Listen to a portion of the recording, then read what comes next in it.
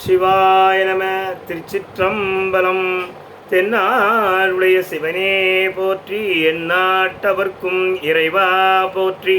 மாணிக்கவாசக சாமிகள் திருவடிகள் போற்றி போற்றி. திருவாசகம் நீத்தல் விண்ணப்பம் 50வது பாடல்.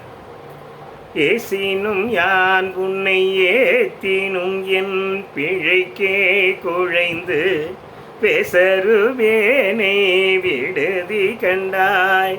செம்பவள வெற்பின் தேசுடையாய் என்னை ஆள் உடையாய்.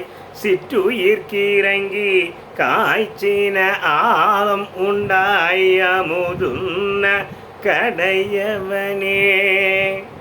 ஏசினும் யான் உன்னை இகழ்ந்து பேசினாலும், உன்னை ஏத்தினும் உன்னை புகழ்ந்து பேசினாலும், என் பிழைக்கே குழைந்து என் குற்றத்தின் பொருட்டு குற்ற வருந்துகின்ற என்னை விட்டுவிடாதே.